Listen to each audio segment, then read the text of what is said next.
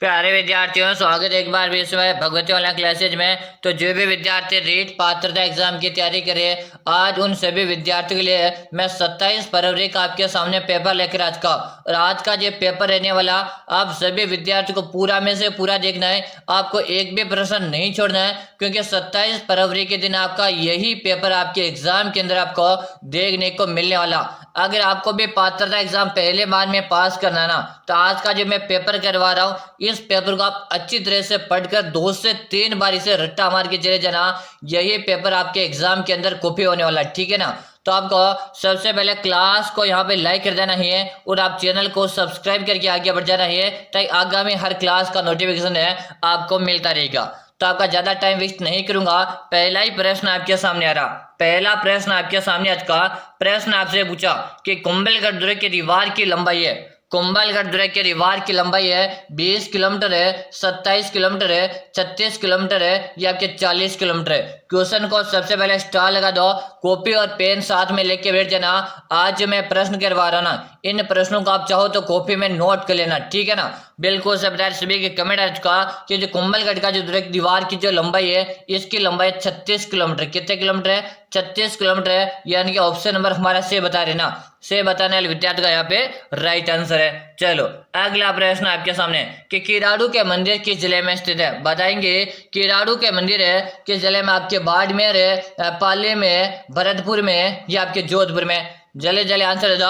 सबसे पहले आपको क्लास को लाइक कर देना है, जिन्हें विद्यार्थी लाइक नहीं किया लाइक कर दो, और साथ में आप चैनल को सब्सक्राइब करके घंटी के बटन को प्रेस करो, ताकि आगामी हर क्लास का नोटिफिकेशन आपके सामने आ जाएगा।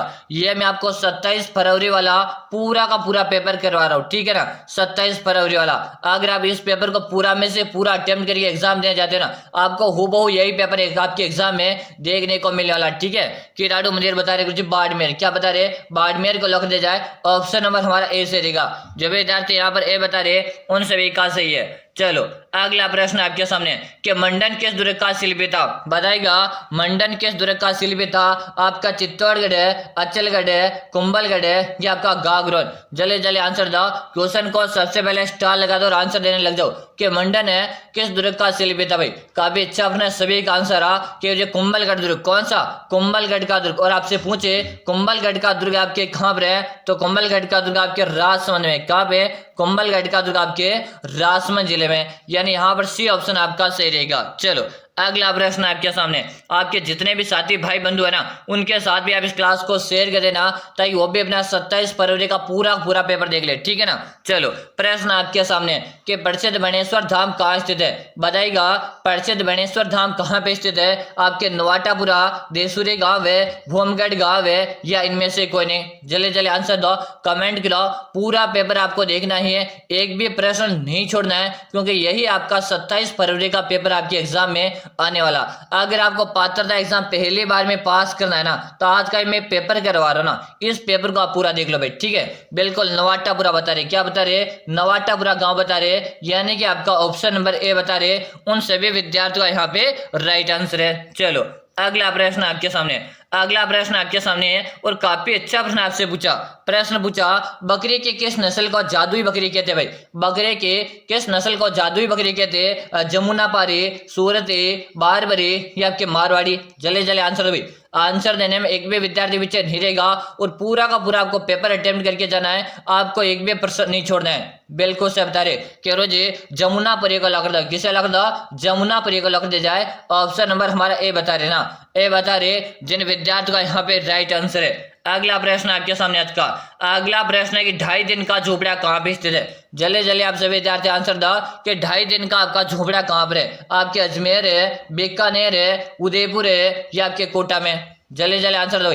आंसर देने में एक भी विद्यार्थी पीछे नहीं रहेगा। बात की जा रही है यहाँ पे 2.5 दिन का झोपड़ा, और 2.5 दिन का झोपड़ा गुरुजी हमारे अजमेर में। कहाँ पर है? अजमेर में। जो भी विद्यार्थी ऑप्शन नंबर ए कमेंट करे ना, ए कमेंट करे उन सभी का सी। दोस्तों क्लास में अभी तक भी लाइक की संख्या का भी आपने लाइक नहीं किया अभी तक, जल्दी से लाइक कर दो और चैनल को आप सब्सक्राइब कर लो, ठीक है ना। ये 2 काम आपको कर लेना है।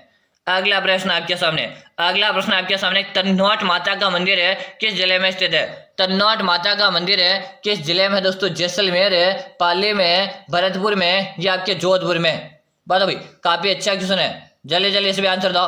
हाँ, और याद रहे पूरा का पूरा आपको पेपर देखना है, एक भी प्रश्न आपको छोड़ना नहीं है, क्योंकि आपका पूरा का पूरा पेपर है एग्जाम का 27 फरवरी में कॉपी होने वाला है, ठीक है ना। 27 फरवरी को आपका एग्जाम है ना, तो इस पेपर को आप पूरा में से पूरा अटेम्प्ट कर लो, एक भी प्रश्न आपको छोड़ के नहीं जाना। एग्जाम से पहले पहले आप 2 से 3 बार इस पेपर को रट्टा मार लेंगे भाई। कितने बार? 2 से 3 बार। चलो, तन्नौर माता की बात किया, जिसका संबंध है आपके जैसलमेर से। कहाँ से? जैसलमेर से, जिसे बीएसएफ जवानों की देवी कहते हैं। क्या कहते हैं? जिसे बीएसएफ जवानों की देवी के नाम से भी जाना जाता है। अगला प्रश्न आपके सामने कि हवा महल किस मंजिल, हवा महल की पहली मंजिल का नाम बताओ। हवा महल के पहले मंजिल का नाम बताओ। रतन मंदिर है, प्रकाश मंदिर है, हवा मंदिर है या प्रताप मंदिर। बात की जाए हवा महल के, हवा महल कितने मंजिल है? 5 मंजिल है। कितने मंजिल है? 5 मंजिल है।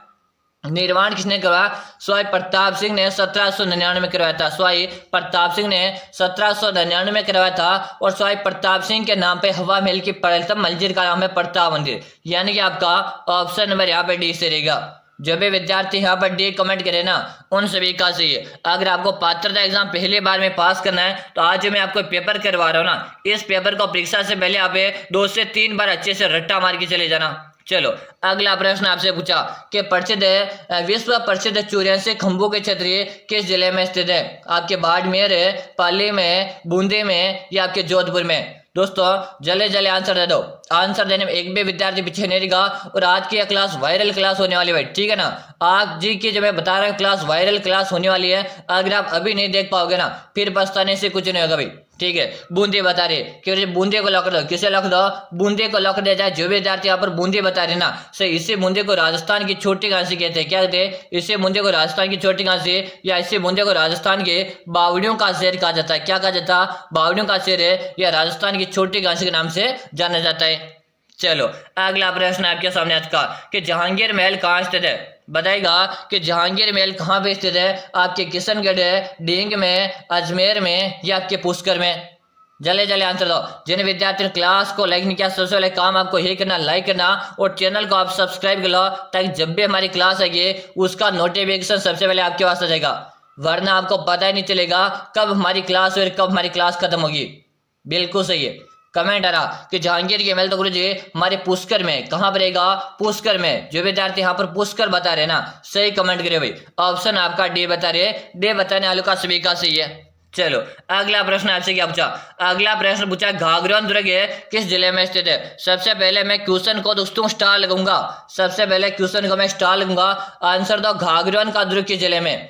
बाड़मेर है, झालावाड़ है, भरतपुर है कि आपके जोधपुर में? बात की जाए घाघरान का दुर्ग है, घाघरान का दुर्ग आपके झालावाड़ में है। और घाघरान का जो दुर्ग है ना, ये आपके जल दुर्ग के श्रेणी में आता है। किसमें आता? जल दुर्ग के श्रेणी में आता। यहीं पे बात करें किस नदियों के संगम पर है? आहू आहू प्लस कालीसे नदी, आहू प्लस कालीसे नदियों के संगम पर आपका घाघरान का दुर्ग है, और यह एक जल दुर्ग के श्रेणी में आता है, ठीक है ना।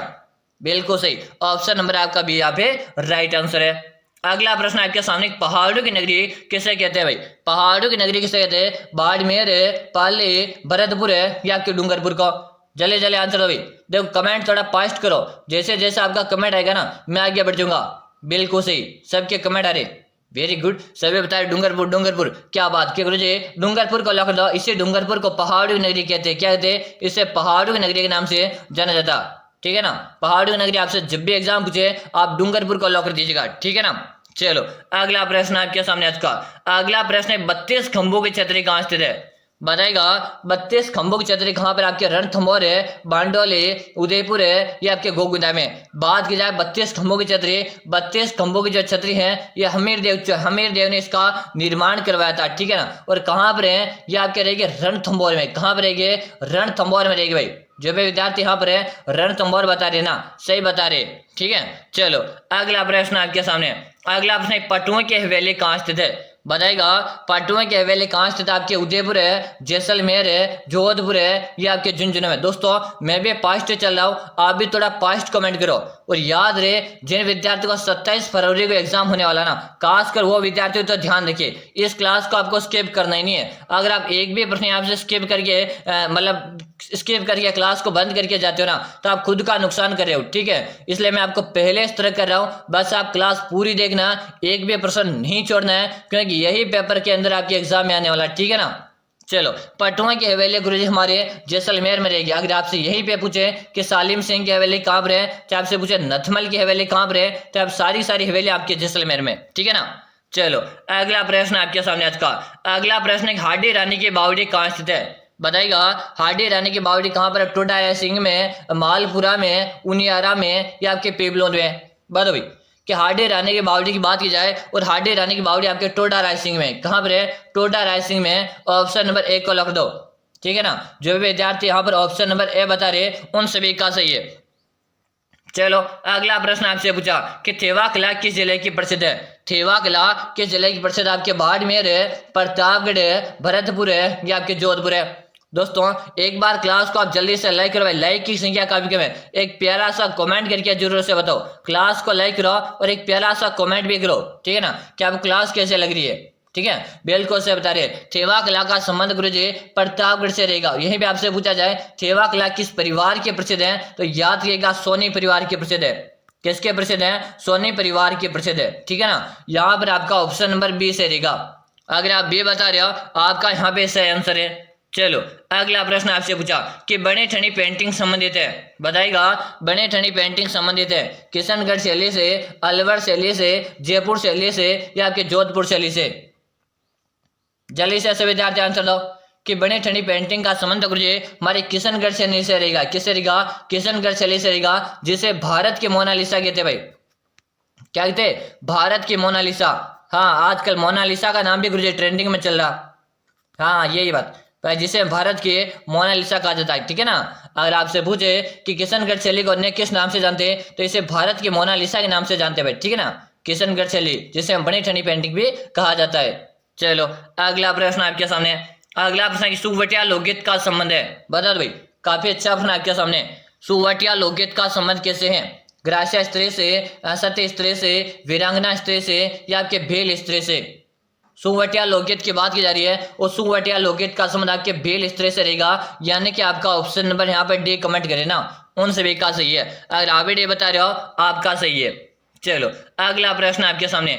अलगोजा वाद्य यंत्र में कितने छिद्र होते हैं? अलगोजा वाद्य यंत्र में कितने छिद्र होते हैं? 4 है, 5 है, 6 है या 7? सबसे पहले तो आप सभी विद्यार्थियों को पता होना चाहिए, अलगोजा एक प्रकार का आपका सुशिर वाद्य यंत्र है। किस प्रकार का वाद्य यंत्र है? सुशिर वाद्य यंत्र है। अब बताएगा, अलगोजा जो वाद्य यंत्र होता है इसमें कितने छिद्र होते हैं? तो आपके अलगोजा वाद्य यंत्र में 6 छिद्र होते हैं। कितने छिद्र होते हैं? 6 छिद्र इसमें होते हैं। तो यहाँ पे 6 किस ऑप्शन में दिख रहा? ऑप्शन नंबर सी में दिख रहा, यानी कि आपका ऑप्शन नंबर सी बता रहे ना, आपका सही भाई, बिल्कुल से बताने वालों का सही है।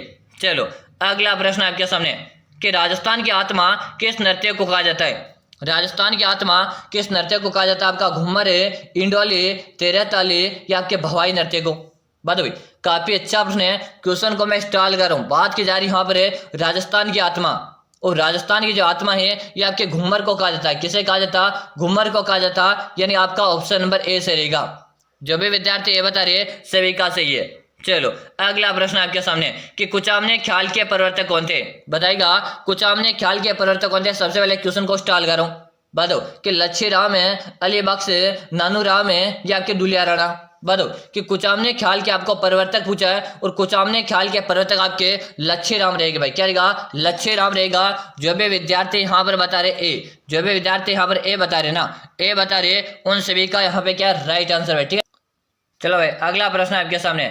अगला प्रश्न आपके सामने आज का कि अंडे की टोकरी किस शहर को कहते हैं? इससे पहले मैं आप सभी विद्यार्थियों को बताना चाहूंगा, अगर आप भी कर रहे हो रीट पात्रता एग्जाम की तैयारी और आपको भी चाहते हैं पहली बार में सिलेक्शन लेना, यानी आपका भी सपना है एक सरकारी शिक्षक बनना और आपको भी पात्रता एग्जाम पहली बार में पास करना, तो आप सभी विद्यार्थियों को मैं एक ही बात बोलूंगा, इन अंतिम दिनों में बस आपको कुछ भी नहीं करना।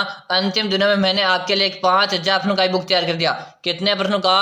5000 प्रश्नों का एक ई बुक तैयार कर दिया। बस इन अंतिम दिनों में इस 5000 प्रश्नों की ई बुक को एक बार पढ़ लो, पूरा का पूरा पेपर आपका, पूरा का पूरा जो पेपर आपका बनेगा इसी ई बुक से बनेगा। एक भी प्रश्न आपका इसी बुक से बाहर नहीं जाएगा।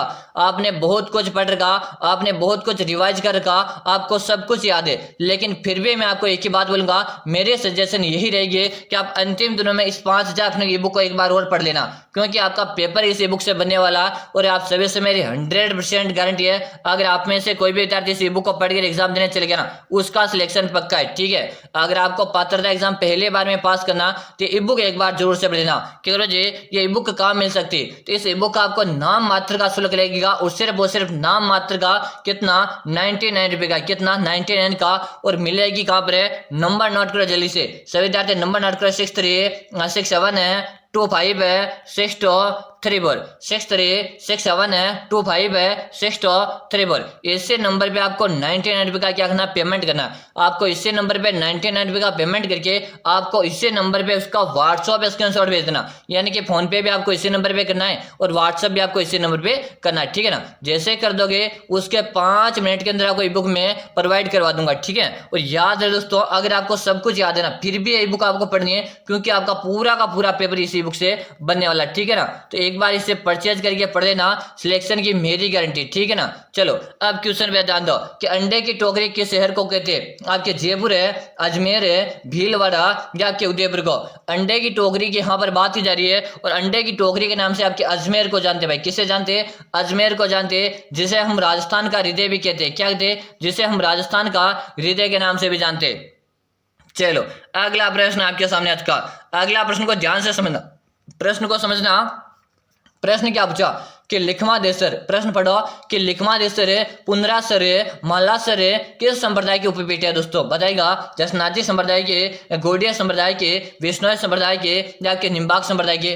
काफी अच्छा प्रश्न आपसे पूछा और यहाँ पे जो आपका आंसर है सभी का कि जो जसनाज संप्रदाय के प्रमुख पीठों के नाम है, यानी कि हम तो ऑप्शन नंबर 1 को लग देंगे, ये हमारा सही है। चलो दोस्तों, आप सभी को मैं एक ही बात बोलूंगा, आपने अभी तक क्लास को लाइक नहीं किया ना, जल्दी से क्लास को लाइक कर दो और साथ में आप चैनल को सब्सक्राइब करे बिना ना जाएगा, ठीक है ना। अगर आप सब्सक्राइब कर लोगे ना, हाँ अगर आप सब्सक्राइब कर लोगे ना तो हमारी अगली क्लास आएगी ना, उसका नोटिफिकेशन सबसे पहले आपके पास आ जाएगा, ठीक है। चलो अब बताओ कि ख्वाजा मुद्दीन चिश्ती के गुरु कौन थे। बताएगा, ख्वाजा मुद्दीन चिश्ती थे ना, उसके गुरु का नाम आपको बताना है, जल्दी से बताओ।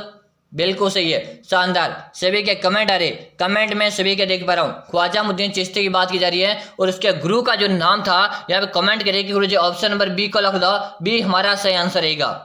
जो भी विद्यार्थी बी बता रहे ना, सही है। चलो अगला प्रश्न आपके सामने कि तेजाजी का जन्म स्थल का नाम बताओ। तेजाजी का जो जन्म स्थल है उसका आपको नाम बताना है। ददरेवा, करनाल, आसिंद या आपके कोलू। जल्दी जल्दी आंसर दो, जल्दी जल्दी सभी विद्यार्थी आंसर दो। आंसर देने में एक भी विद्यार्थी पीछे नहीं रहेगा कि तेजाजी का जन्म स्थान आपको बताना है। और तेजाजी का जो जन्म हुआ था खरनाल में हुआ था। कहाँ पे हुआ था, खरनाल में हुआ था, खरनाल नागौर में हुआ था, ठीक है ना। जो विद्यार्थी खरनाल नागौर बता रहे, ऑप्शन नंबर बी बता रहे, उन सभी का सही है। अगर आप भी बे बता रहे हो तो आपका यहाँ पे राइट आंसर है, ठीक है ना। हाँ बिल्कुल सही, बे बता रहे हो, आपका यहाँ पे राइट आंसर है।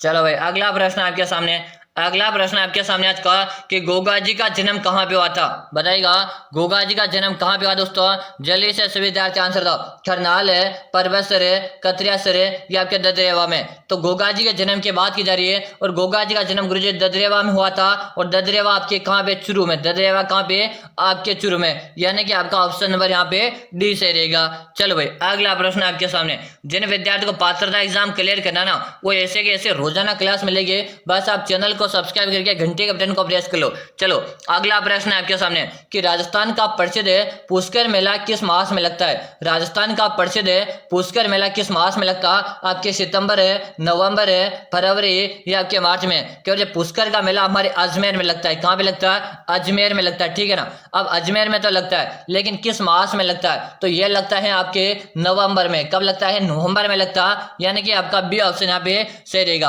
अगर आप बे बता रहे हो ना, बे बता रहे हो तो बे बता रहे हो तो आपका यहाँ पे राइट आंसर है। चलो अगला प्रश्न आपके सामने कि मुरु महोत्सव कहाँ पर मनाया जाता। जल्दी से सभी विद्यार्थी आंसर दो कि मुरु महोत्सव कहाँ पर मनाया जाता।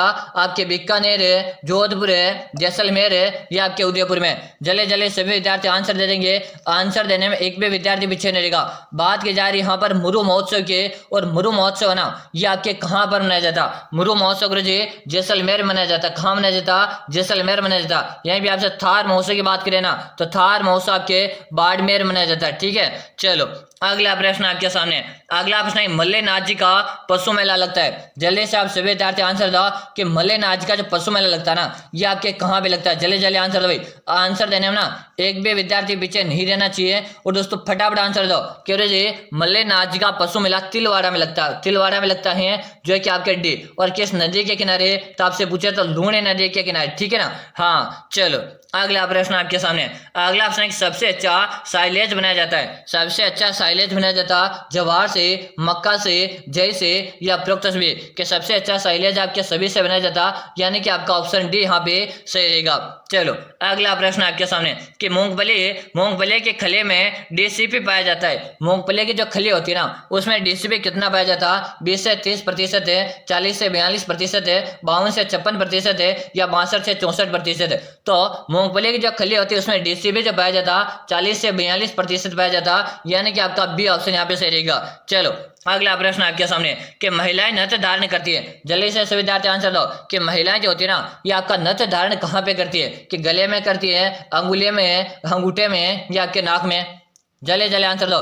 एक बार सभी साथी क्लास को भी शेयर कर दीजिएगा, ठीक है ना। और इसका आंसर आप सभी को देना है कमेंट बॉक्स में। क्वेश्चन नंबर आप 28 लगाओगे और इसका आंसर आप दोगे मुझे कमेंट बॉक्स में। यह आप सभी के लिए क्या रहेगा आज का होमवर्क भी क्या है, ये आप सभी विद्यार्थी के लिए आज का होमवर्क रहने वाला। तो सभी विद्यार्थी इसका मुझे कमेंट बॉक्स में आंसर देंगे, ठीक है ना। क्वेश्चन नंबर 38 लगाएंगे, पूरा का पूरा क्वेश्चन टाइप करेंगे और फिर इसका आंसर मुझे कमेंट बॉक्स में कर दीजिएगा, ठीक है। चलो अगला प्रश्न आपके सामने, अगला प्रश्न आपसे पूछा कि ग्रासिया जनजाति मुख्य रूप से पाई जाती है। बताओ भाई, ग्रासिया जनजाति मुख्य रूप से पाई जाती है आपके बारां में, सिरोही में, जोधपुर में या आपके अलवर में? कह रहे जी ग्रासिया की बात की जाए कि ग्रासिया जनजाति आपको सर्वाधिक रूप से आपके माउंट आबू श्रेणी में देखने मिलती है। और बात की जाए ग्रासिया का एक प्रमुख नृत्य है, कौन सा नृत्य है? ग्रासिया का एक प्रमुख नृत्य है, उसका नाम क्या है? हाँ भाई जल्दी जल्दी कमेंट कर दो, जल्दी जल्दी इस भी आंसर दो। ग्रासिया के जो प्रमुख नृत्य की बात की जाए ना, तो ग्रासिया का प्रमुख नृत्य ग्रासिया जनजाति का कौन सा? वालर नृत्य। कौन सा? वालर नृत्य ग्रासिया का प्रमुख है। यहीं पे आपसे पूछा जाए कि ग्रासिया जो जनजाति है इसमें कौन सा विवाह प्रचलित है, तो इसमें प्रेम विवाह प्रचलित है। आपको पता होना चाहिए कि प्रेम विवाह किस जनजाति में प्रचलित है। तो प्रेम विवाह यानी कि लव मैरिज करने की जो परंपरा है ये आपके ग्रासिया जनजाति में, यानी कि ये क्या करते हैं अपने मेले में अपने जीवन साथी को चुनते हैं। क्या करते हैं? मेले, एक मेला लगता और मेले में अपने जीवन साथी को चुनने के इनमें क्या है? परंपरा। ये काफी अच्छी परंपरा है। चलो अगला प्रश्न आपके सामने कि राजस्थान में बडार क्या है? बताएगा कि राजस्थान में बडार क्या? एक सामूहिक प्रतिभोज है, रात का भोजन है, सुबह का भोजन है या त्रयोदशी का एक संस्कार है? कह रहे जी राजस्थान में जो बडार का मतलब होता है ना, बडार का मतलब है कि एक प्रकार का सामूहिक भोजन है। क्या है? एक प्रकार का सामूहिक भोजन है। ऑप्शन ए को लॉक कर दो। चलो अगला प्रश्न आपके सामने, अगला प्रश्न आपके सामने राजपूताने के किस नरेश ने सर्वप्रथम कन्यावध को रोकने का प्रयास किया?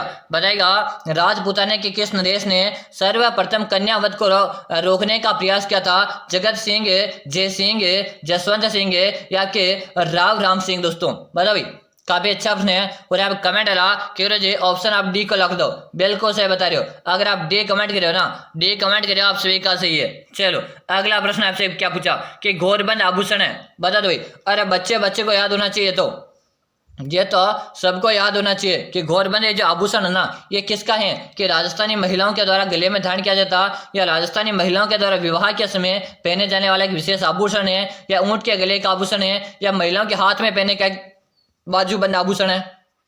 क्या करो जी ये घोरबंद जो है ना, घोरबंद हमारे ऊंट के गले का आभूषण है। कहाँ का आभूषण है? ऊंट के गले का आभूषण है, ठीक है ना। अगर आपसे एग्जाम में कभी आ जाए ऊंट के श्रृंगार करने का आभूषण है, यानी कि आपका ऑप्शन नंबर यहाँ पे सी से रहेगा। जो विद्यार्थी से बता रहे ना सभी का सही है। अगला प्रश्न आपके सामने राजस्थान में पर्यटन का उद्योगों का दर्जा क्यों मिला था? जल्दी से बताएगा राजस्थान में पर्यटन का उद्योगों का दर्जा किस वर्ष मिला था? 1989, 1979 या 1999 या 1955 में? काफी अच्छा प्रश्न है कि राजस्थान में पर्यटन का जो उद्योगों का दर्जा मिला था यह कब मिला था? बिल्कुल सही है 1989 बता रहे। क्यों जी 1989 को लख दिया जाए, या जो विद्यार्थी 1989 कमेंट करे सबका सही है। ऑप्शन एक को लख दो। दोस्तों रोजाना अगर आप ऐसी क्लास देखना चाहते हो ना रोजाना, तो सबसे पहले आप चैनल को सब्सक्राइब करके घंटे के बटन को प्रेस कर लो, ठीक है ना। तो हमारी क्लास है उसका नोटिफिकेशन आपको मिल जाएगा। और हाँ सभी विद्यार्थियों को बता दूं, सुबह को आप सभी विद्यार्थी तैयार रहेगा। सुबह कितने बजे? सुबह को 7 बजे सुबह को मैं क्लास लाइव क्लास लेकर आऊंगा और सुबह कितने बजे लाइव क्लास लेकर आऊंगा मैं 7 बजे मैं लाइव क्लास लेकर आऊंगा। तो अब आपको थोड़ा जल्दी उठना, गुदड़ों को छोड़ देना 7 बजे। 7 बजे मैं लाइव क्लास लेकर आऊंगा, याद रहे सुबह को, ठीक है ना। चलो अब बताओ कि किस भाषा में राजस्थानी का उद्गम हुआ। सोर्स एंड रेफरेंस से मराठी, भोजपुरी या के बंगाली से। तो किससे हुआ था? सोर्स एंड रेफरेंस से हुआ था, यानी ऑप्शन नंबर आपका ए से रहेगा। जो भी ये बता रहे उन सभी का सही है। चलो अगला प्रश्न आपके सामने कि वेली कृष्ण रुक्मिणी के लेखक हैं, बताइएगा। वेली कृष्ण रुक्मिणी के लेखक हैं पृथ्वीराज है, ईश्वरदास है, प्रताप सिंह है या आपके बंकिम दास। बताओ क्यों पृथ्वीराज को लॉक दो, ऑप्शन आपका ए से रहेगा। जो भी ये बता रहे ना सही है। चलो अगला प्रश्न आपके सामने, किस घास को शंकर हाथी घास के नाम से जाना जाता है? किस घास को शंकर हाथी घास के नाम से जानते हैं? नेपियर घास है, सेवन घास है, गाजर घास है या इनमें से कोई नहीं? हाँ बिल्कुल सही कि नेपियर घास को, किसे? नेपियर घास। क्योंकि सेवन घास जो है ये हमारे घुड़ावन पक्षी की प्रजनन स्थल है। क्या है? घुड़ावन पक्षी है ना, जिसकी प्रजनन स्थल है। सेवन घास आपको जैसलमेर में देखने को मिलती है। कहाँ पर है? जैसलमेर में, जो कि आपकी घुड़ावन पक्षी की क्या है? प्रजनन स्थल है। चलो अगला प्रश्न आपके सामने, अगला प्रश्न डांग की रानी किसे कहते हैं? इससे पहले आप सभी विद्यार्थियों में पुनः याद दिलाना चाहूंगा, अगर आप भी पात्रता एग्जाम पहले बार में पास करना चाहते हैं और आपके मन में अभी तक धारणा बनी हुई है कि मुझे पात्रता एग्जाम क्लियर करने में डर लग रहा है, तो बस आपको घबराने की जरूरत नहीं है। अंतिम आपके पास दिन बचाना, इसमें आप एक 5,000 मैंने आपके लिए ई बुक तैयार कर दी। कितने? 5,000 आपके लिए मैंने ई बुक तैयार कर दी। बस अंतिम दिन से 2 से 3 घंटे में इस ई बुक को आप रिवाइज कर लीजिएगा, आपका डर दूर हो जाएगा और इस ई बुक से आपका पूरा का पूरा पेपर बनने वाला है, ठीक है ना। पूरा का पूरा पेपर आपकी इसी बुक में से बनने वाला है, तो आपका डर को दूर करेगा। आप डर को भगा दो, बस अंतिम दिनों में इसी बुक को पढ़ लो, ठीक है। आपके सिलेक्शन की मेरी गारंटी रही, ठीक है ना। चलो क्या ई बुक मिलेगी कहाँ पर है? इस ई बुक का आपको नाम मात्र का चार्ज लगेगा। कितना लगेगा? 99 रुपये का चार्ज। कितना? 99 का। कि मिलेगी कहाँ पर? नंबर नोट करो, 6367 है, 25 है, 6234। इससे नंबर पे आपको 99 रुपये का पेमेंट करके इससे नंबर पे आप जो उसका व्हाट्सएप पे स्क्रीनशॉट है भेज दीजिएगा, ठीक है ना। जैसे भेज दोगे उसके 5 मिनट के अंदर आपको बुक मिल जाएगी, ठीक है ना। चलो अब आंसर दो कि डांग की रानी गुरुजी करौली को कहते हैं। और यहीं पे आपसे डांग का राजा भी काफी अच्छा प्रश्न बनता कि गुरुजी डांग का राजा भी बता दो। तो डांग का राजा तो गुरुजी धौलपुर को कहते ना, बिल्कुल सही। चलो अगला प्रश्न आपके सामने कि मरुस्थल का प्रवेश द्वार किसे कहते हैं? मरुस्थल का प्रवेश द्वार किसे कहते हैं? बाड़मेर है, पाली, भरतपुर है या जोधपुर है? तो मरुस्थल का प्रवेश द्वार आपके जोधाना, जोधपुर को कहा जाता है। किसे कहा जाता है? जोधाना, जोधपुर कहा जाता है। रोजाना इस तरह क्लास देखने के लिए आपको सबसे पहले काम करना है सब्सक्राइब करना, ताकि हमारे जैसे सुबह वाली क्लास आएगी ना, आप सब्सक्राइब कर लगे तो सुबह वाली क्लास का नोटिफिकेशन आपको मिल जाएगा, वरना आपको पता ही नहीं चलेगा कब हमारी क्लास फिर कब खत्म होगी थी। चलो आप बताओ आपके कितने प्रश्न सही हुए? ये आपका होमवर्क है भाई। चलो जल्दी से आंसर दो, आपके कितने प्रश्न सही हुए? सभी विद्यार्थी कमेंट करो। फिर मिलेंगे सुबह वाली क्लास में, तब तक के लिए जय हिंद, वंदे मातरम दोस्तों।